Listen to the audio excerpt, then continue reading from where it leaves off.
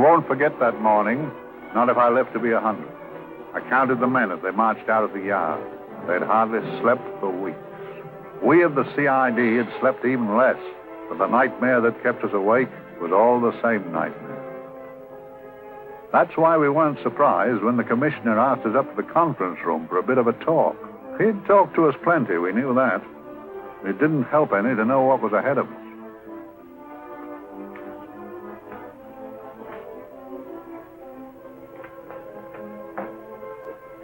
Must we have that window open, Gregson? Oh, shut it if you want to. Chief will be in enough of a temper without having a ruddy blast down the back of his neck.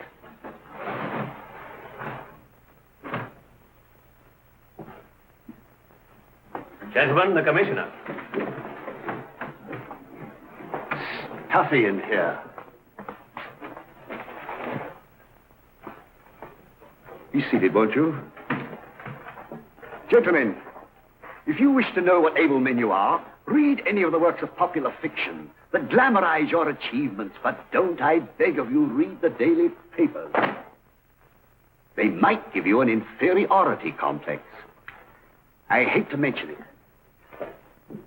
but we're confronted with a series of the most atrocious murders since Jack the Ripper.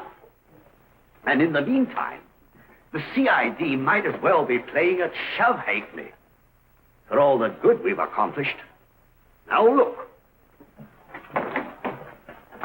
Here, here, and here. Each of these red flags scattered through the city stands for a woman brutally murdered, a woman's terror, a woman's death agony. These are no ordinary crimes. These are the works of a fiend who kills first and mutilates afterwards. A ghoul who hacks off a part of his victim's body and carries it away with him, a loathsome souvenir of his butchery. 3 women murdered so far, and you haven't turned in one clue. You haven't given me one lead. Here you sit and wait for news of a 4th victim, with your arms folded.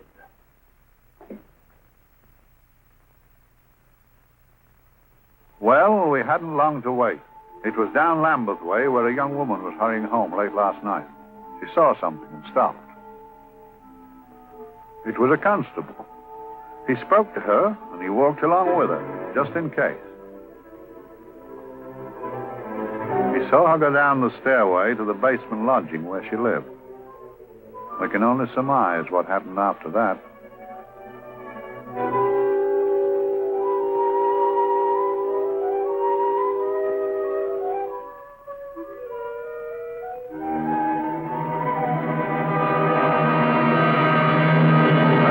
My pride in my pocket and went to see the man who so often helped out Inspector Lestrade and myself in the past, Mr. Sherlock Holmes.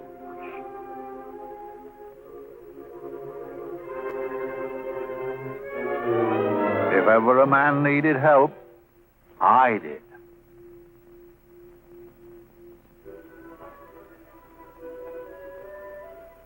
This makes 4, Inspector.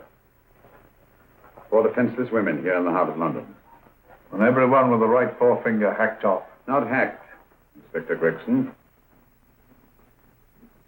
Cleanly, expertly severed. The work of a skilled surgeon. That's our only clue. Much about the age of my sister's girl. Is there no way of stopping this, Mr. Holmes? Yes. There's a way, somehow. The fiend that did this. I promise. I promise. We've nothing to go on. That's the rotten part of it. We can't get far without knowing the motive. Well, at least we know what the motives were not. It wasn't robbery, nor passion, thanks be, nor yet vengeance. Because they all came of totally unrelated families. Steady, Inspector, steady. Sorry, Mr. Holmes. I don't turn a hair when it's a bloke that can look after himself. A little slip of a thing like that. Yes, it's horrible. Come on, let's get a drink.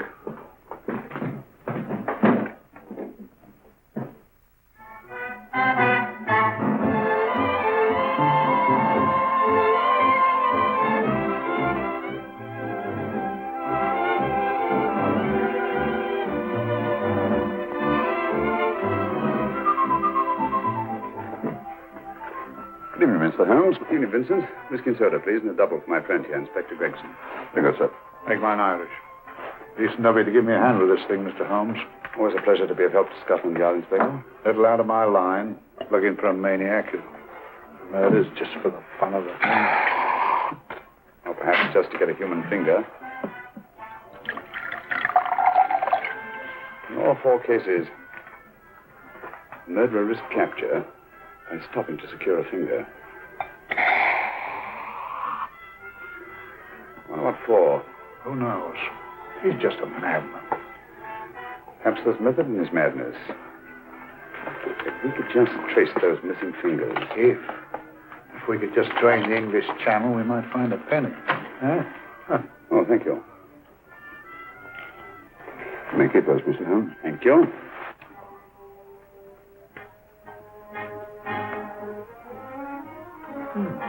Sir George Fenwick, isn't it? Yes. Is that his daughter with him? Don't be so naive, Inspector. You know everyone, don't you, darling? Well, hardly.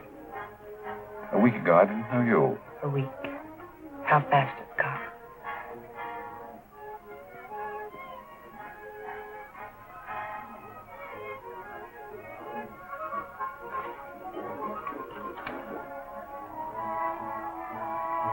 I collect these things. How very quaint of you. Shall we go? Yes.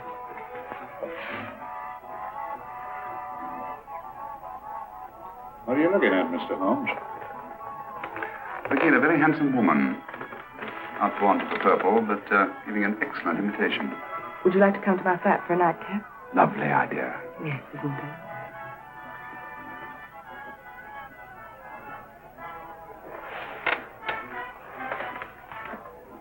Wonder where she's taking Sir George Fenwick. Don't be so naive, Mr. Holmes.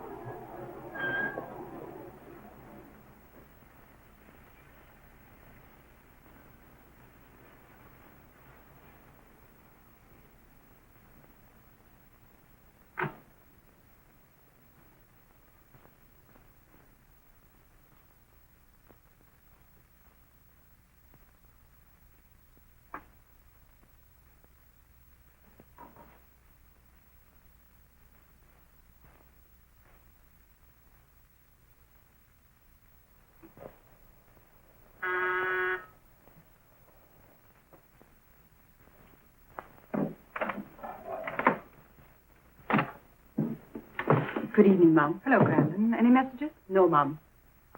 Thank you. Drinks, Grandon. One of your nice surprises. Yes, Mum. I say, you don't mean that... Grandon's a marvel. Aren't you, Grandon?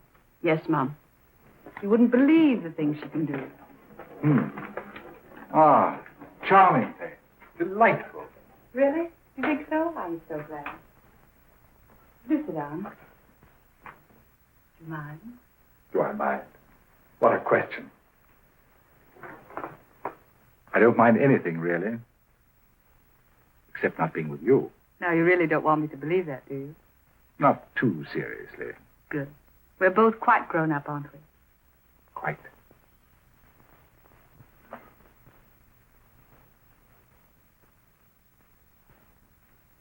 You're a treasure, Grandon.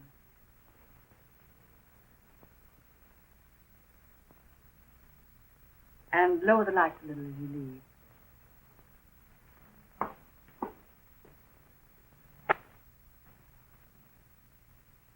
I prefer a more flattering light. In any light, you'd be... Would I? And don't you know it? Perhaps I do.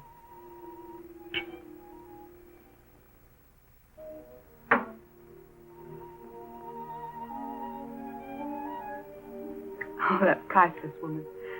You wouldn't believe it, but she's absurdly romantic. She loves dreamy music, and she thinks that we... But we do, don't we? Do we? Well, it's rather soothing, restful. Yes. And we all need rest at times, like tired children played too long.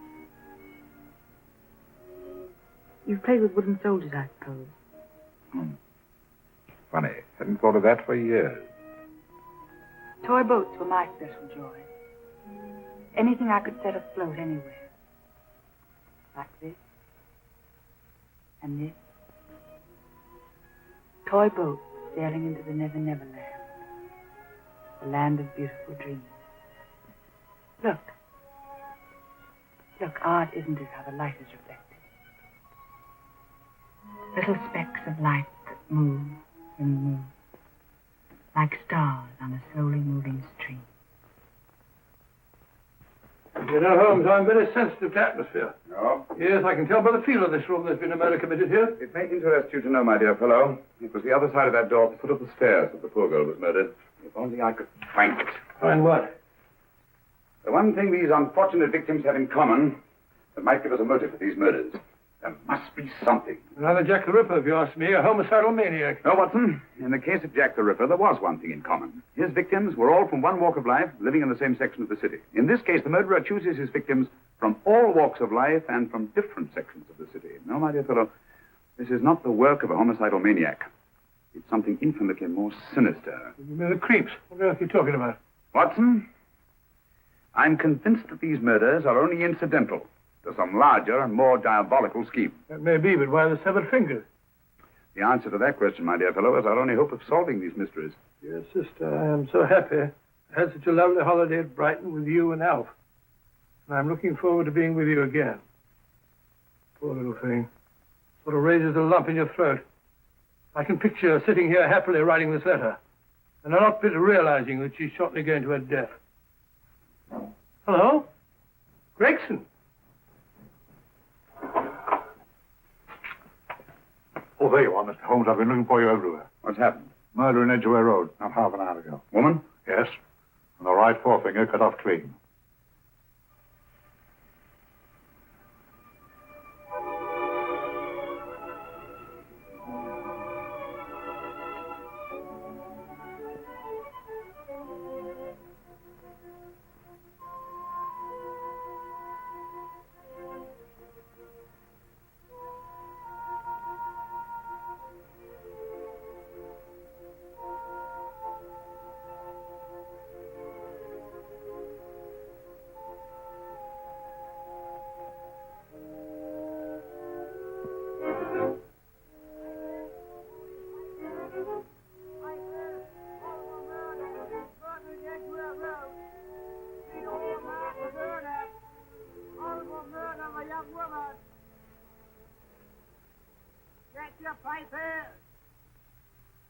Horrible murder, Piper, all about the murder. Morning, Piper, all about the murder. Piper, horrible murder. Another young woman found murdered, Piper, sir. Horrible murder, Piper, Piper, read all about it. Get your Piper, murder in Edgware Road. Horrible finger murder. Shocking murder, murder in Edgware Road. Horrible murder of a young woman. Read all about the murder.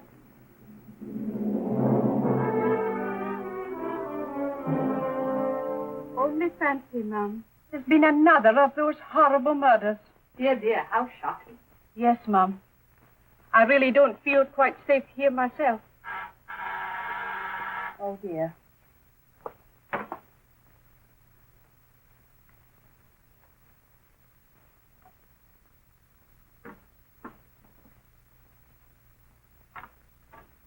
Why, Sir George! I must see Miss Marlowe at once. I don't know if she... I must see her. Where is she? Lydia. Why, Sir George, what is it? What happened? I don't know. You'll have to help me. You've got to help me. But I don't understand. Listen. I woke up a few minutes ago in a cheap boarding house off Edgware Road. I don't know how I came there. I don't know when. The last thing I remember is being here with you. Calm yourself, Sir George. When did I leave here? Well, it was about,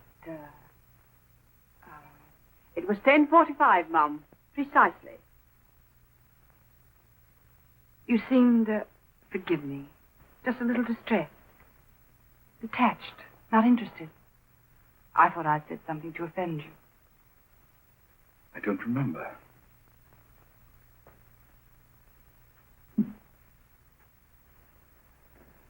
I can't remember. Tell me, has this happened to you before? Before? Well, there is such a thing as amnesia, you know. If it was 10:45 when I left you, it was 9 this morning when I woke. Over 10 hours lost. 10 hours that I can't account for. And in my pocket when I woke, I found... Yeah, in my pocket. That isn't... Oh, it's not for you, of course. It can't be. Excuse me, Mum, but there's a man asking to see the gentleman. Send him away. Yes, Mum. No, please. I'll see him.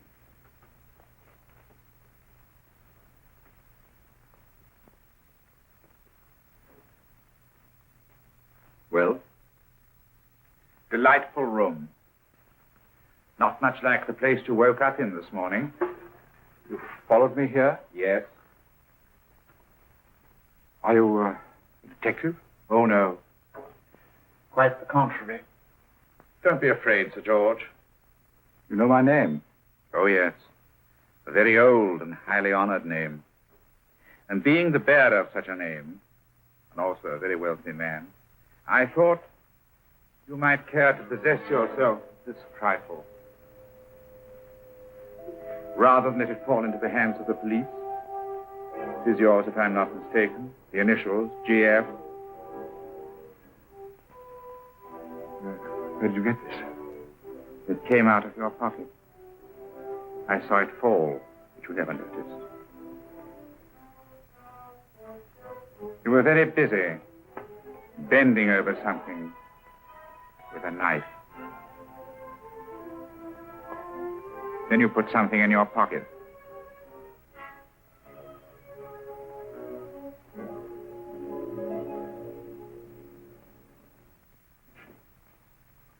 Come along, Holmes. Come along. How many more times must I tell you? You're missing a treat. This is delicious. Little jam tarts to follow. Aren't you tempted? You and your flesh pots. They tell me that fish is good for the brain. Brains haven't any. You realize that a whole day and a night have gone by since that festive affair in Edgware Road? I'm as much in the dark as ever.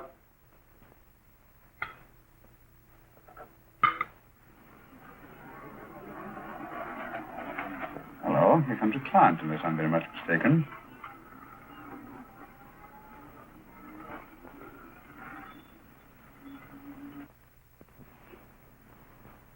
Oh, attractive. Very attractive.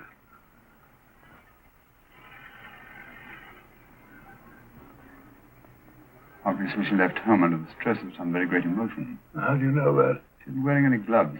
A startling omission in a young lady of fashion. Oh, she didn't put her coat on. Open car, too.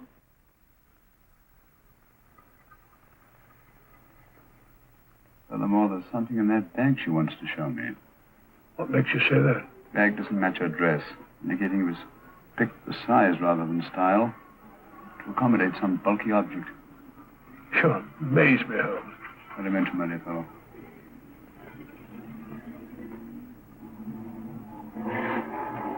Well, that's interesting. What is? A cab, turning at the empty house. Wonder why he followed her here. Oh, wouldn't you? Quite possibly with glasses.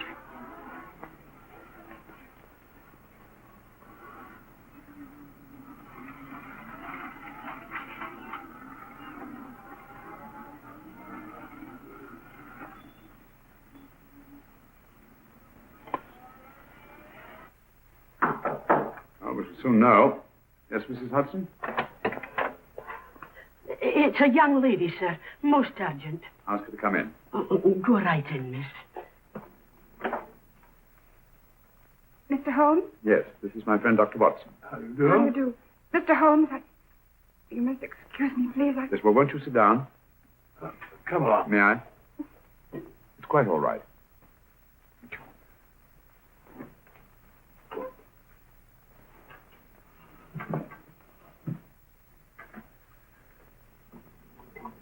Now try to control yourself, Miss Fenwick. You're with friends. You know my name? No magic, I assure you. I've often seen your picture. You're the daughter of Sir George Fenwick, aren't you? Yes. It's about my father that I... What about your father, Miss Fenwick? Oh, I don't know what to do. He's always been the nicest, dearest person. Only since Mother died. Yes, we know. So I didn't think anything of it when he was away all night before last. But he didn't come home until yesterday at tea time. Didn't come in for dinner at all. Just paced up and down in the library hour after hour. I begged him to let me in, but he wouldn't. Steady, steady. Now take your time. I couldn't sleep a wink last night. Then I started hearing things. Hearing things? What sort of things? I heard someone in the garden underneath my window. Then I saw a figure moving down the garden path. And I recognized my father. Stealing through his own garden like a thief.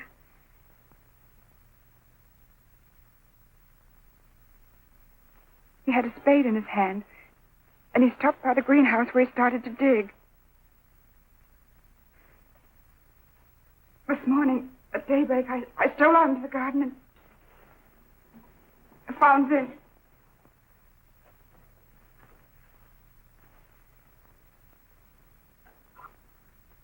A finger. A human finger. Bring up Scotland Yard, will you, Watson?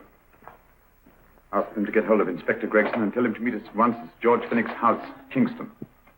Fraser, get me Scotland Yard quick. Where's my father, Norris? He's still in the library, miss. Thank you. We'll see him right away. Will you come with me, please? Thank you. I got your message, Mr. Holmes. Yes, indeed. Dad, may I come in? Dad. Honey? He doesn't answer. You mind? Please do. Thank you. Watson, quick. Oh, Come along, my dear. no. Take charge, Miss Fenwick, please. Now, miss, please. Please come along with me.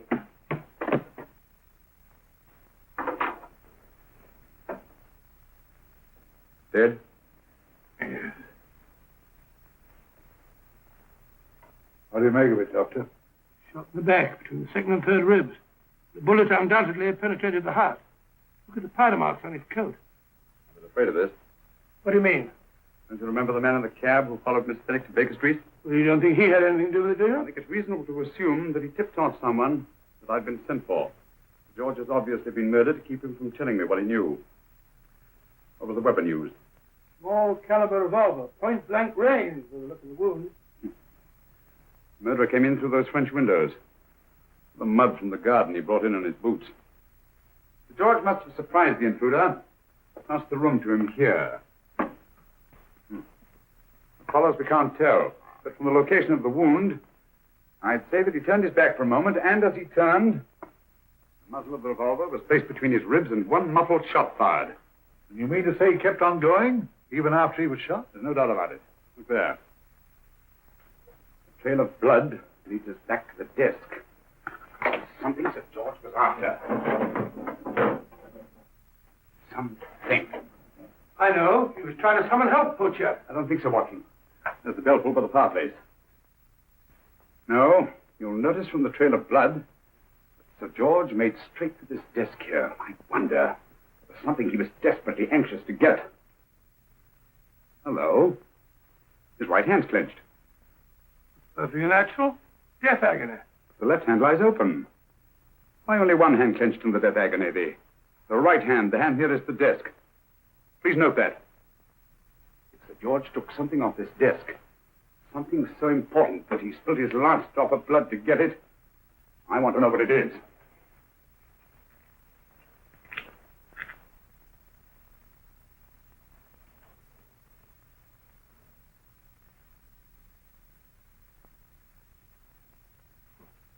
Nothing but an ordinary match folder. Where does that lead us? I imagine to something very important, Gregson. This match folder's from Pembroke House. Why shouldn't it be? He was there, you know. We saw him yesterday. Yes, but the effort he made after he was shot to get hold of this match folder. It's just possible he wanted someone to remember Pembroke House. He may have wished to recall it to someone who saw him there. Someone who, like ourselves, saw him with a woman.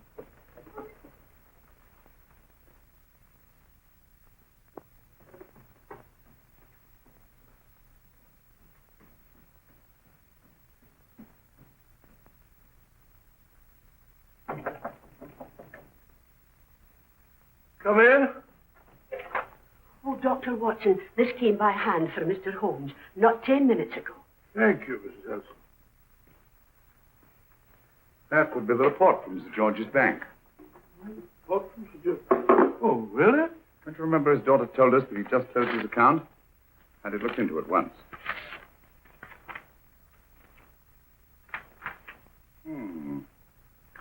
He drew out his entire balance in cash, nearly £10,000, yesterday, just after that young woman was murdered. What does that suggest you, Watson? He paid it out to someone. Precisely. I smell the faint, sweet odor of blackmail. You don't think he paid it out to someone who saw him murder the McLean woman? Sir George never murdered anyone. But he did have that woman's finger, and he empty did have and pay out a lot of cash. That's the terrifying part about blackmail, Watson. The victim is afraid to fight the accusation no matter how false. Once the accusation is made, his name is smeared, and sometimes his life is ruined. Well, Sir George didn't commit these murders. What fiend did? I rather think they're not the work of any one man. Oh, come, Holmes. You don't expect me to believe there's a whole organization going about killing people and chopping off their fingers? That's possible, quite possible. Well, whoever's behind all this thing must be out of his mind. On the contrary, my dear fellow, if my assumptions are correct, this little scheme has behind it the most brilliant and ruthless intellect the world has ever known. You don't mean Professor Moriarty? I do. Oh, steady, Holmes, you've got him on the brain. This is the third time in as many months you've suspected him of unsolved crimes. He's dead, you know. Is he? Is he? No, he is. He was hanged in Montevideo, well, over a year ago. I know that someone was hanged in Montevideo under that name. But I'll stake my reputation that Moriarty is alive and here, now, in London. Hello? Yes, Dr. Watson, wait a minute. Me? Oh, yes? This is Dr. Watson speaking. No, I'm afraid I've retired. I don't practice anymore. What? Oh, that's a different thing. An emergency case. Well, just a minute. Yes? Yes, well, see, she's not moved. Remember that? Don't touch her till I get there. Fractured case in the Cardinal's Mews. Heavy woman. 14 stone.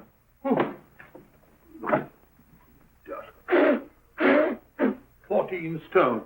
Just the sort of person who would hoist herself up on a stool to feed the canary. There ought to be a law against fat people. Keep it little dicky birds. Well, so long, old man. I shan't be very long. I haven't used that bag since I brought little Amelia. What's the name in the world? Grew up to be a very attractive child. Oh, who wouldn't with a name like Amelia? What Amelia? Amelia.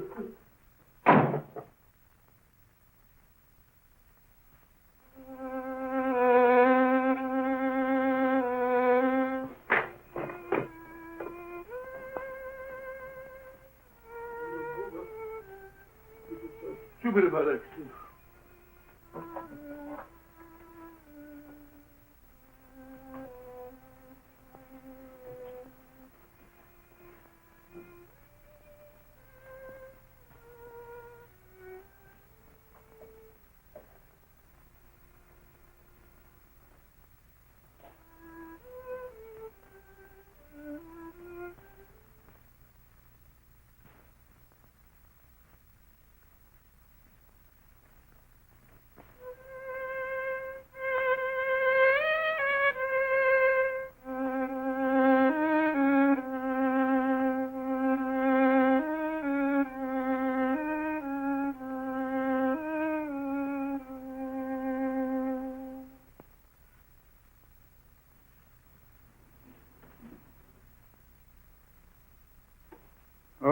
Professor Moriarty. Not that I wish to appear inquisitive, but to what am I indebted for the pleasure of this visit? Scotland Yard will be interested. It's very convenient for me to have Scotland Yard think that I'm still dead in Montevideo. I never dreamed of fooling you. Thank you. The thought occurs to me, Mr. Holmes, that there are some advantages in living within the law. You're very comfortably fixed here, aren't you? As I get on in life, the little comforts appeal to me more and more. Oh, I beg your pardon. Won't you sit down? Thank you.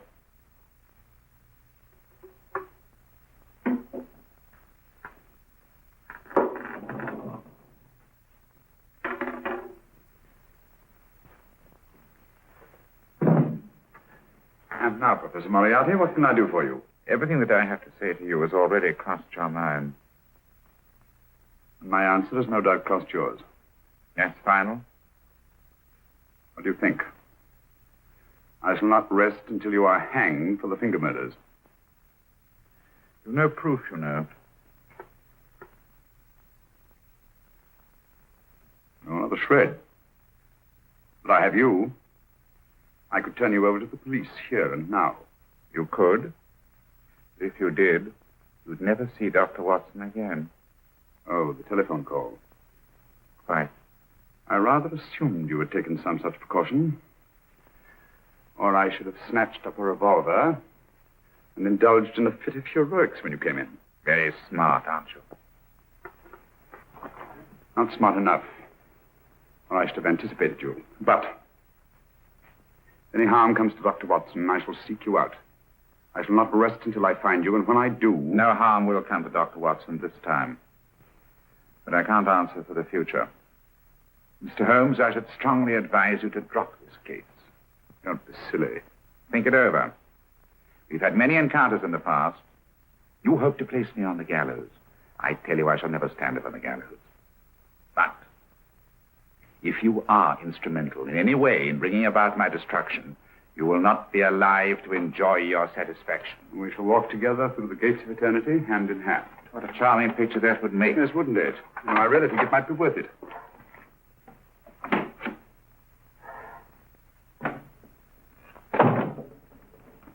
Shoelaces, Governor? Tuppence a pair. And strong enough to hang yourself. How many more times must I tell you I don't want your filthy shoelaces or your company? Shoelaces, Governor? Last impertinence. Run along, my good man, or I'll give you in charge. Shoelaces, Governor? Shoelaces, Governor? Help a poor bloke. What's only got one arm? Any luck with Mr. Holmes? You can read his obituary in tomorrow's papers.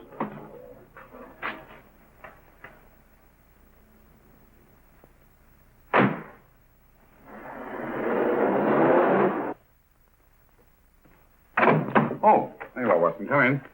I was, just going out to look for you. Look for me, what for? Suppose you don't think I know my way about. Well, you're right, I don't. Blast all practical jokers anyhow. Know where I've been?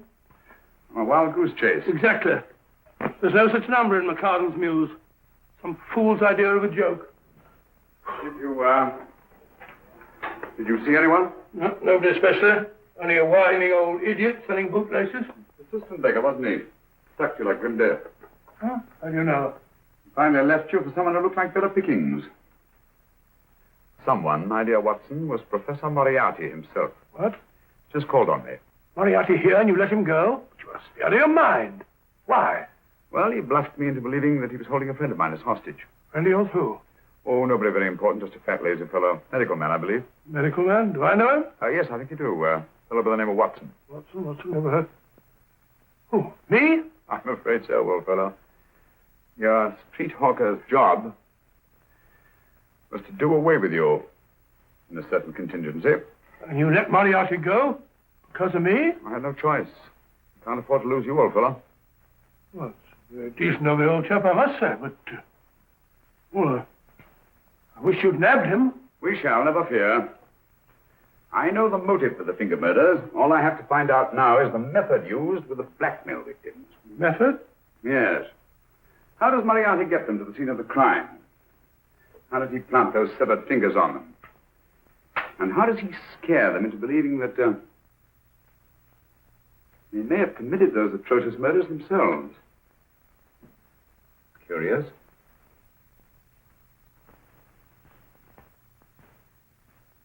Very curious. Huh? Curious? What's curious? That window in the empty house across the street. First floor front. Oh? What's wrong with it? It's open. Well, shouldn't it be open? It wasn't open half an hour ago. I'll stake my life on that. Well, it's not our business. Let it stay open. I wonder if you'd go over, old fellow, and see what's the matter. Trespassing. Against the law. Very well, I'll go myself. Oh, well, if you're going to put it like that, ridiculous waste of time. Think about shutting windows at this hour of the night. Yeah, you'd better take this torch. Don't take what... Dignified job for a doctor. Dr. Watson, the torchbearer. And what do you propose to do? Sit in a comfortable chair, I suppose, and read a good book. That's a very good idea. Yes, very good idea. While I play night watchman, you have a nice read. Mm-hmm. Good night. Have a good time. Good time. What do you mean? What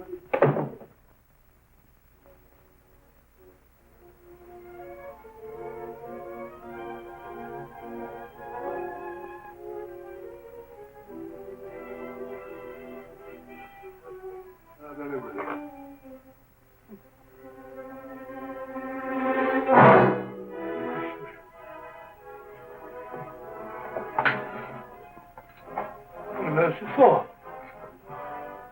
Oh, umbrella stand. Pretty little thing to keep about the house. Must have been a pet.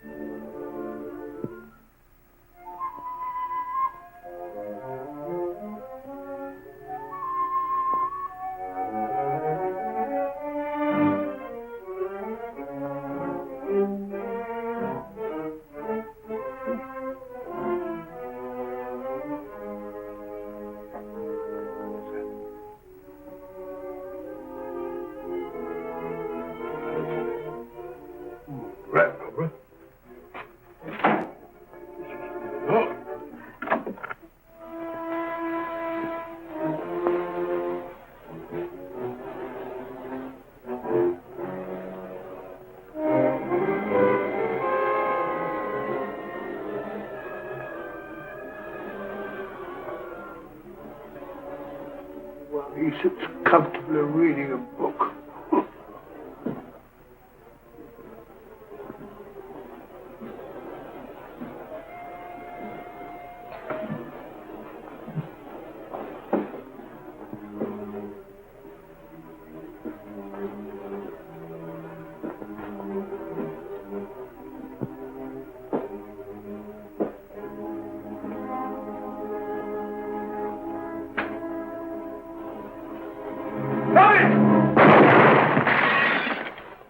He killed Holmes! He killed Sherlock! Watson. You? But I saw him shoot you a second ago. Not me, my dear fellow. Merely the bust of Julius Caesar. Incidentally, you may have noticed that all through the ages, prominent men have prominent noses. Oh, afraid we're in for terrible trouble again with Mrs. Hudson. Windows smashed, plaster all over the floor. Get up, you.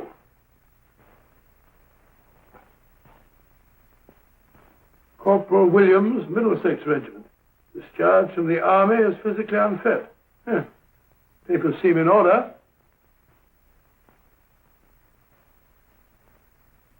Now, Corporal Williams, you've seen service in the Far East, haven't you? The East. I thought so.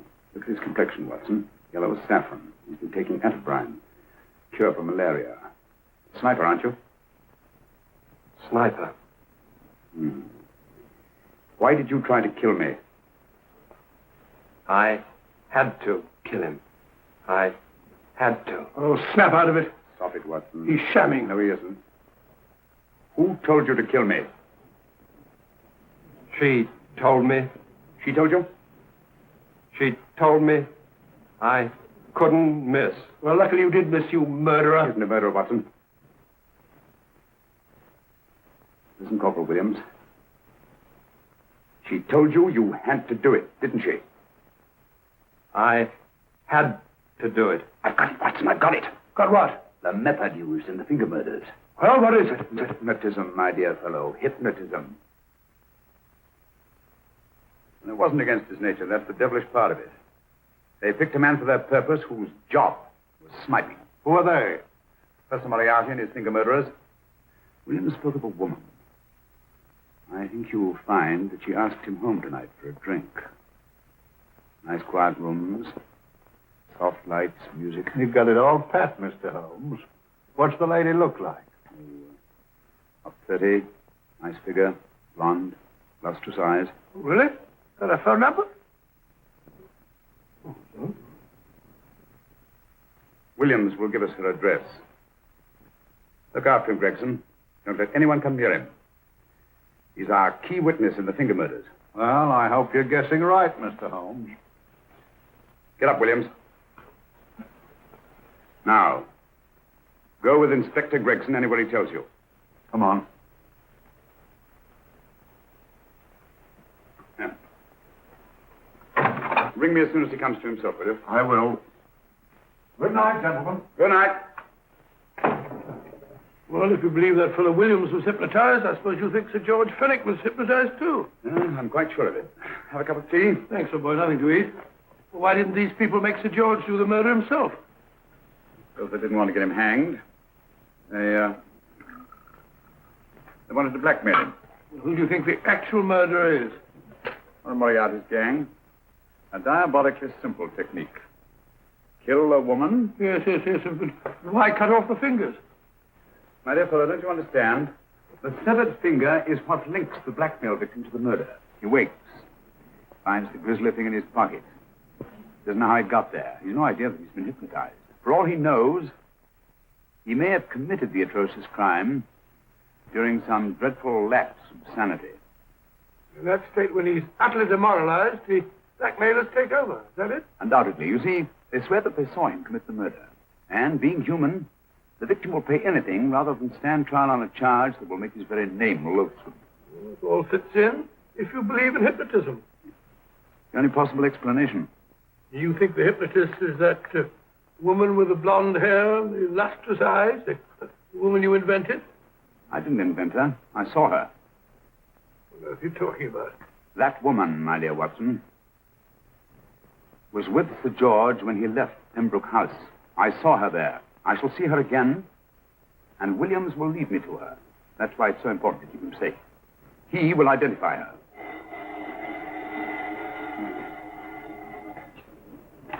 Well, yes?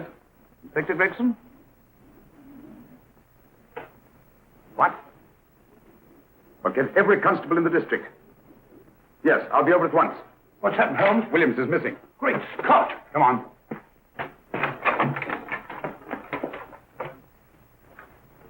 Lorry crashed into Gregson's car. During the confusion, Williams disappeared. Escaped, eh? No, kidnapped. To keep him from talking when he came to. You don't think that Moriarty... Moriarty? Anything is possible.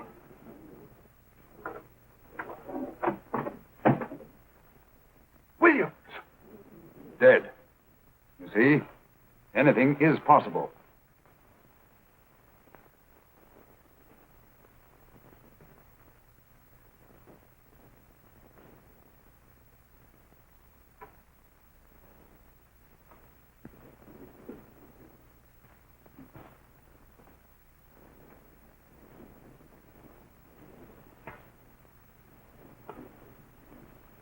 Oh, good morning, Professor Moriarty.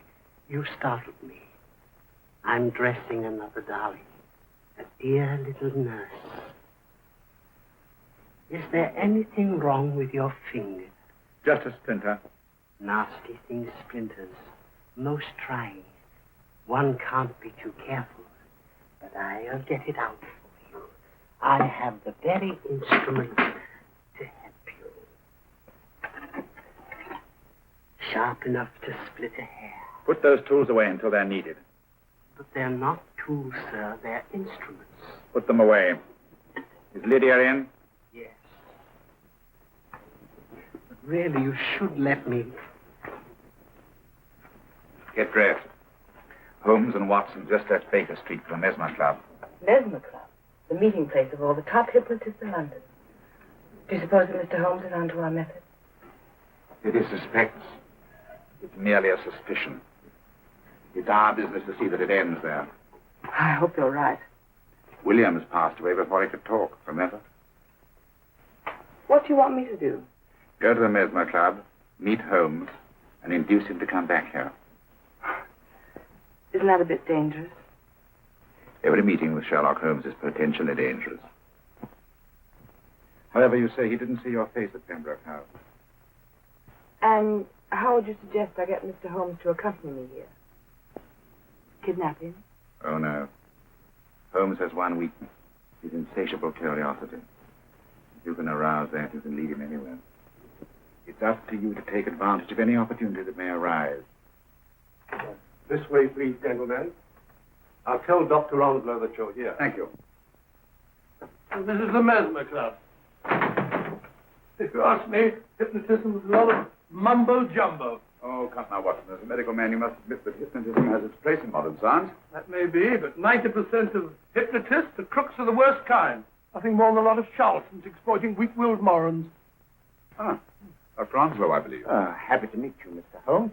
Your brother Mycroft suggested I might be of help to you. He's a valued member of our little group of charlatans and crooks. Beg your pardon, sir. I didn't know you were listening. Behind the curtain. My friend, Dr. Watson. Oh, delighted. I wonder now. You see, we're in the midst of a little experimental session at this very moment. If you'd care to join us. Certainly. That'd be very instructive. Oh, well, will you follow me? Thank you. Behind the blossom curtain. In presentation. Today, the therapeutic value of hypnotism, as we now call it, is conceded by innumerable physicians. Especially is of value in surgical cases where the administration of local or of general anesthetic is inadvisable. Inadvisable poppycock. For the sake of latecomers, I may say that I have placed this subject under profound hypnosis. In this condition, he can feel no pain, even under applications which normally would be excruciating. Excruciating? Excuse me, please. Carter, you are having a peaceful sleep. You feel nothing.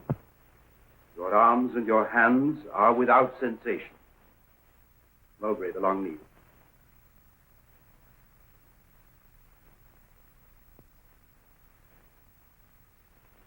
Carter, give me your right hand.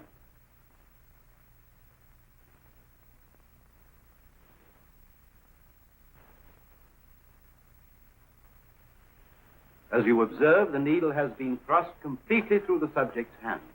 No feeling, no pain. This lack of feeling is the one infallible test of profound hypnosis.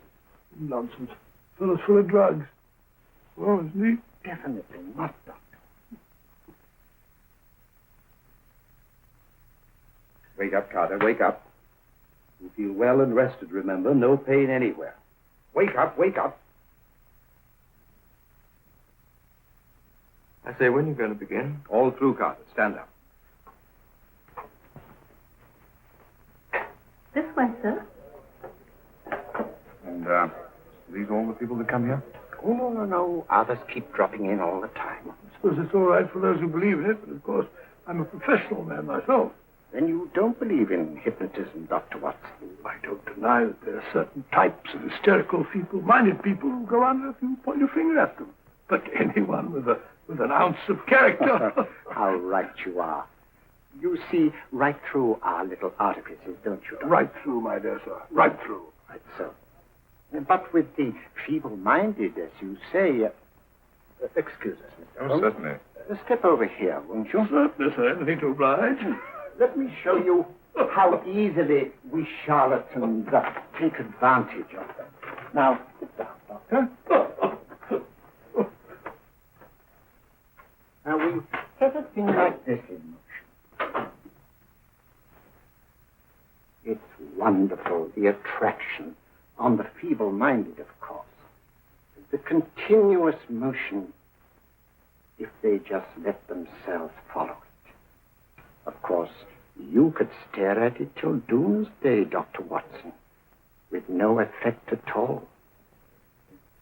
Still, it might make you a little drowsy, like the white ribbon of road at night when you're driving.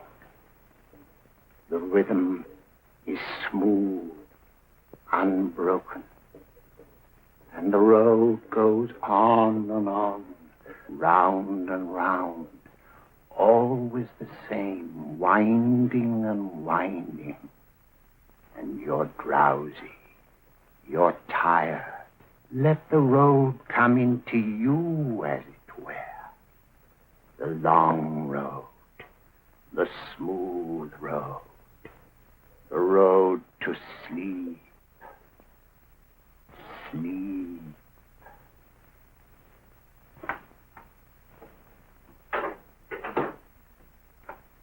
Open your eyes. Stand up. Turn around.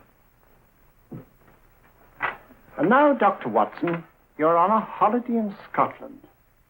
The country is amazingly beautiful. We're coming to a stream. It isn't deep. Better take your shoes and socks off.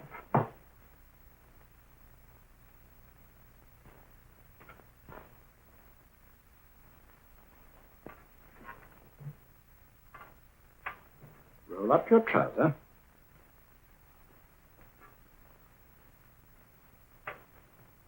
That will do. The other leg is waterproof. Turn around. Mind the pebbles.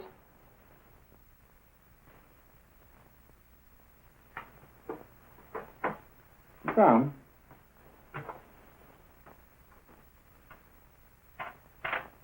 Wake up now.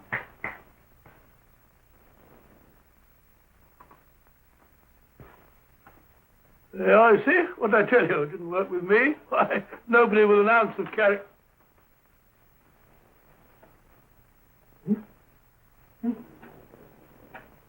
I think you'll need these.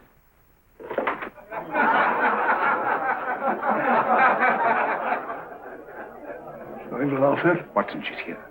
Oh, woman you're looking for? Yes, I'm going to meet her. Perhaps I can induce her to take me to Moriarty. Do you think it's wise, Holmes? It may not be wise, but it's essential. After all, I've held me on with Moriarty in the past. But isn't it dangerous? She might be a hypnotist. My will isn't stronger than hers. I deserve to be hypnotized. I feel I must protest, Dr. Onslow. I was told this was a gathering of serious students of a great science, and I find myself in a company of buffoons. Oh, my dear madam. Elliots and Esdale Braid.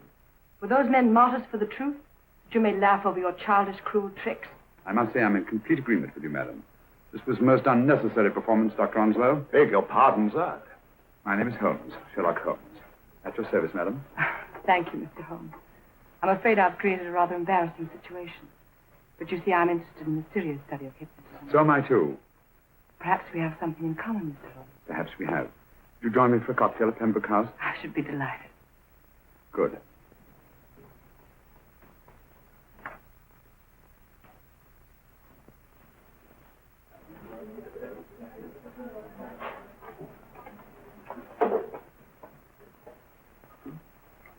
Thank you.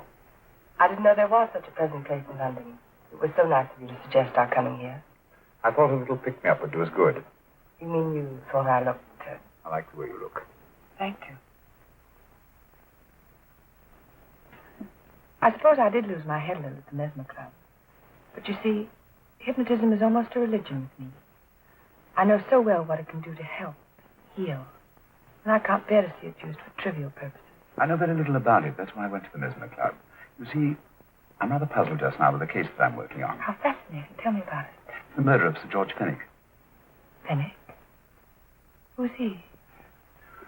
Quite a well-known figure. Odd now I come to think of it. Last time I saw Sir George was here at Pembroke House. Strange. Yes, isn't it? He was sitting, I believe he was sitting at this very table. Cigarette? Thanks. Do go on. There was a charming lady with him. He was lighting a cigarette.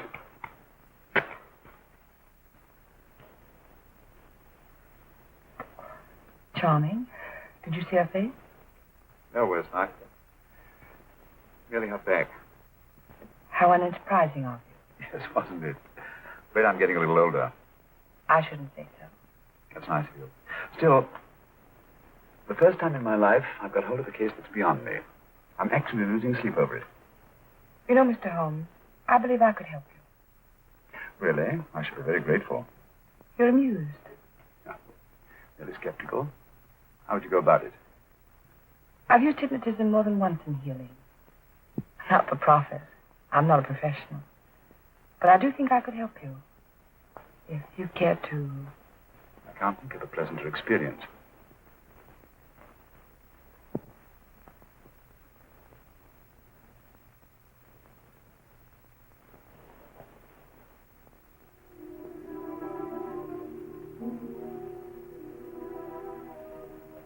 Low light, music, is that all there is to it? You must relax, Mr. Holmes. I'm afraid you're a rather difficult subject. So I thought perhaps a little help. Materia medica might be advisable. Drugs?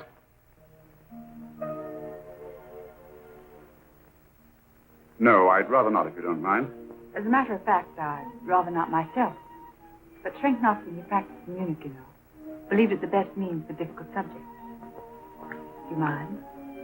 Well, as a matter of fact, I don't approve of sedatives. Just as you wish. We don't have to go on with this at all, you know. Wait a minute. Wait a minute. All right.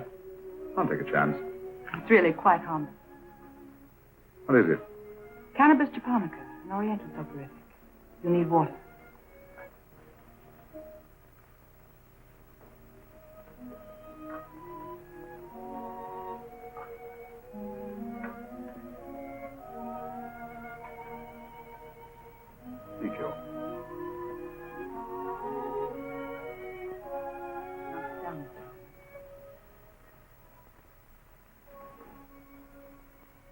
You'll feel yourself growing drowsy. Don't fight it. Give in to it. Because you do want to sleep, you know. Just fix your eyes on this one white flower, floating on the water. Empty your mind of every other thought. Follow the motion of the water. So smooth. Not a ripple. Waters of forgetfulness. Steady.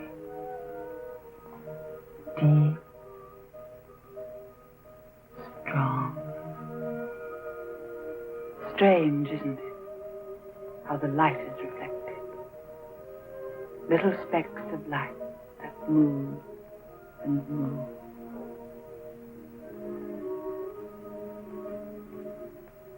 It's restful here. Peaceful. Friendly. And you're very close to finding what you're looking for. You'll find them soon now. The guilty ones. When you're rested, gentle waters closing over you. Steady, deep, strong, drawing you down, down, down.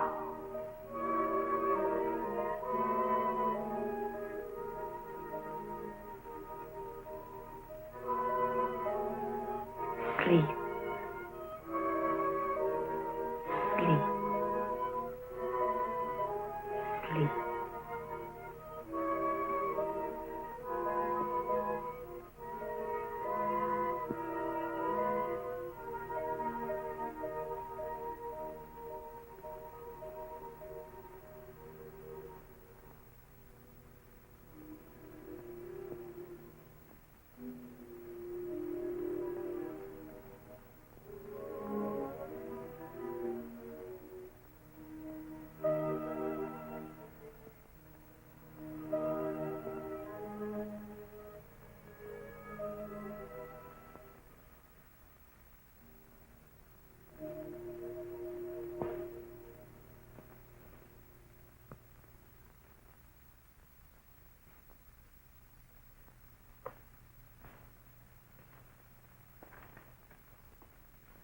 he is, Professor Moriarty.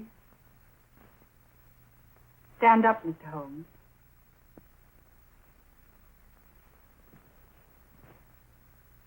Open your eyes. Face this way. Are you satisfied? We are dealing with a clever man. He may be shamming. There's just one infallible test for profound hypnosis. You ready, Dr. Simnel?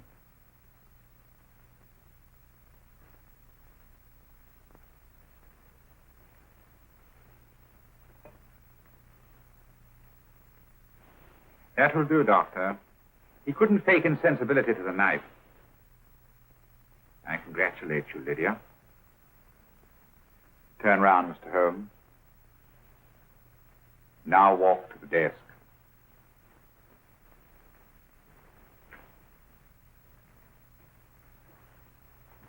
Sit down. Take that pen and write what I tell you to write. I have at last found a case which I cannot solve.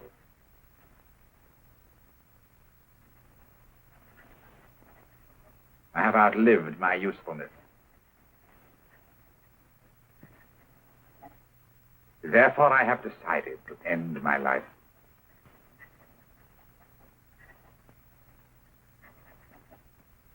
Sign your name. Now blot it.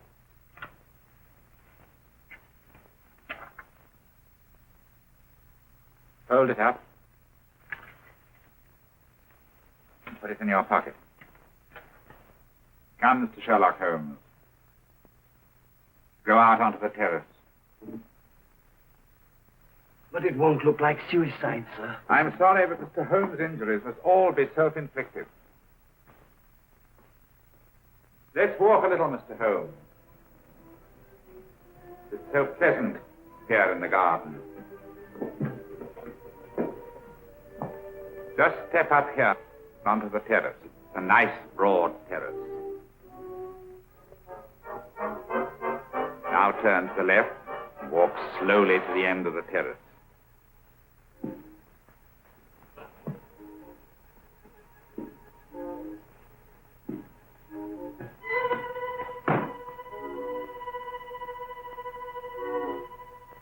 Don't stop. You must walk to the end, you know.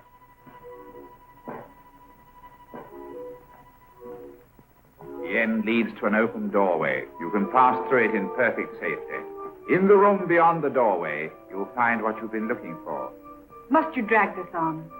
This is the moment I've been anticipating for a long time, my dear. Go on, Mr. Holmes.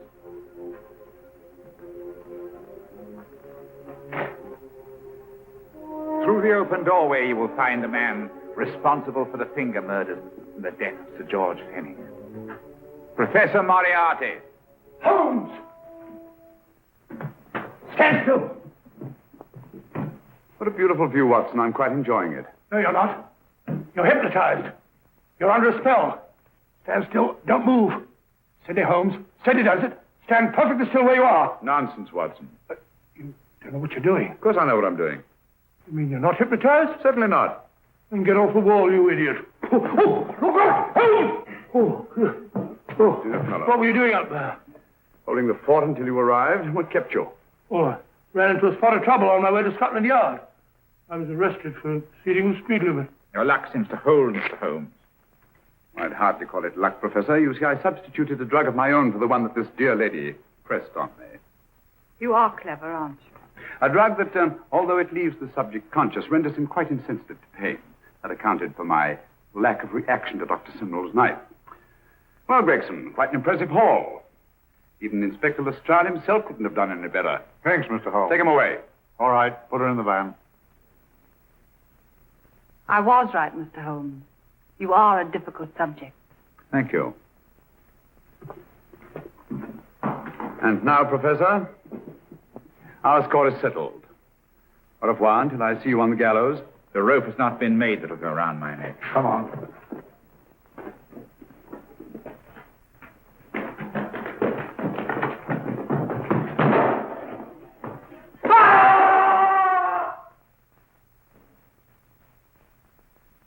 take care of things, Mr. Holmes. Thank you, Inspector.